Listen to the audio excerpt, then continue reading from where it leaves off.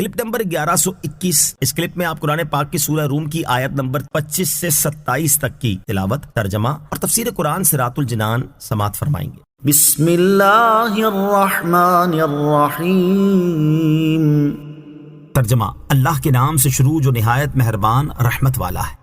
وَمِنْ آيَاتِهِ يُرِيكُمُ الْبَرْقَ خَوْفًا وَطَمَعًا وَيُنَزِّلُ مِنَ السَّمَاءِ مَاءً فَيُحْيِي بِهِ الْأَرْضَ بَعْدَ مَوْتِهَا إِنَّ فِي ذَلِكَ لَآيَاتٍ لِقَوْمٍ يَعْقِلُونَ۔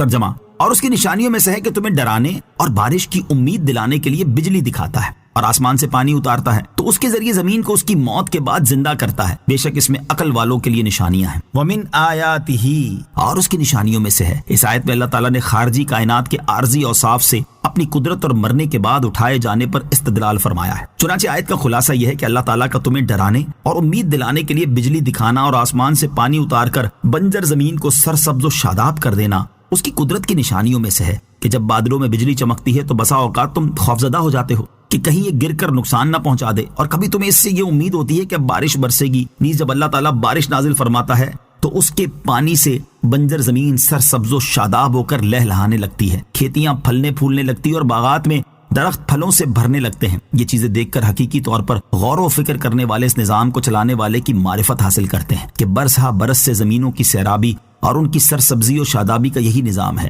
اور اس نظام کے تسلسل اور یکسانیت سے ظاہر ہوتا ہے کہ اسے بنانے والا اور اسے چلانے والا موجود ہے اور وہ واحد ہے اور اس کی قدرت کامل ہے۔ اور اس میں یہ نشانی بھی ہے کہ اللہ تعالیٰ جس طرح مردہ زمین کو زندہ فرماتا ہے اسی طرح ایک دن مردہ انسانوں کو بھی زندہ فرمائے گا۔ وَمِنْ آيَاتِهِ أَن تَقُومَ السَّمَاءُ وَالْأَرْضُ بِأَمْرِهِ ثُمَّ إِذَا دَعَاكُمْ دَعْوَةً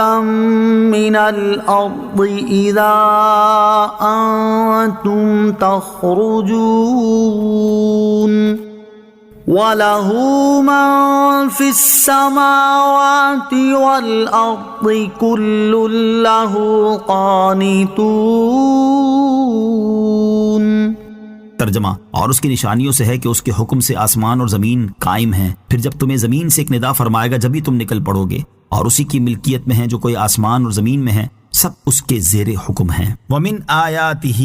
اور اس کی نشانیوں سے ہے۔ اس آیت میں اللہ تعالیٰ نے خارجی کائنات کے ان اوصاف سے اپنی قدرت اور وحدانیت پر استدلال فرمایا جو جدا نہیں ہوتے۔ اس آیت کا ایک معنی یہ ہے کہ اللہ تعالیٰ کی قدرت اور اس کی وحدانیت کی نشانیوں میں سے ایک یہ ہے کہ قیامت آنے تک آسمان و زمین کا اسی حیت پر قائم رہنا اللہ تعالیٰ کے حکم اور ارادے سے ہے۔ دوسرا معنی یہ ہے کہ اللہ تعالیٰ کے حکم سے آسمان اور زمین بغیر کسی سہارے کے قائم ہیں۔ یہ معنی حضرت عبداللہ ابن عباس اور حضرت عبداللہ ابن مسعود رضی اللہ تعالیٰ عنہم سے منقول ہے۔ آسمان و زمین کا اس طرح قائم ہونا اس بات کی دلیل ہے کہ انہیں قائم کرنے والا کوئی ایک ہے اور وہ اسباب سے بے نیاز ہے، اور وہ صرف اللہ تعالیٰ ہے جس کے حکم سے یہ دونوں قائم ہیں۔ ثم اذا دعاکم دعوہ من الارض، پھر جب تمہیں زمین سے ایک ندا فرمائے گا، یعنی اللہ تعالیٰ کی قدرت کی نشانیوں میں سے ایک یہ ہے کہ جب تمہیں قبروں سے ایک ندا فرمائے گا تو اسی وقت تم اللہ تعالیٰ کے حکم سے اپنی قبروں سے زندہ ہو کر نکل پڑو گے۔ ندا فرمانے اور قبروں سے زندہ ہو کر نکلنے کی صورت یہ ہوگی کہ حضرت اسرافیل علیہ السلام قبر والوں کو اٹھانے کے لیے دوسری بار سور پھونکیں گے اور کہیں گے کہ اے قبر والوں کھڑے ہو جاؤ، تو اولین و آخرین میں سے کوئی ایسا نہ ہوگا جو نہ اٹھے، جیسا کہ ایک اور مقام پر اللہ تعالیٰ ارشاد فرماتا ہے کہ وَنُفِخَ فِي الصُّورِ فَصَعِقَ مَن فِي السَّمَاوَاتِ وَمَن فِي الْأَرْضِ إِلَّا مَن شَاءَ اللَّهُ ثُمَّ نُفِخَ فِيهِ أُخْرَى فَإِذَا هُمْ قِيَامٌ يَنظُرُونَ۔ ترجمہ، اور سور میں پھونک ماری جائے گی تو جتنے آسمانوں میں ہیں اور جتنے زمین میں ہیں سب بے ہوش ہو جائیں گے مگر جسے اللہ چاہے، پھر دوسری مرتبہ اس میں پھونک ماری جائے گی تو اسی وقت وہ دیکھتے ہوئے کھڑے ہو جائیں گے، اور فرماتا ہے کہ وَنُفِخَ فِي الصُّورِ فَإِذَا هُم مِّنَ الْأَجْدَاثِ إِلَىٰ رَبِّهِمْ يَنسِلُونَ۔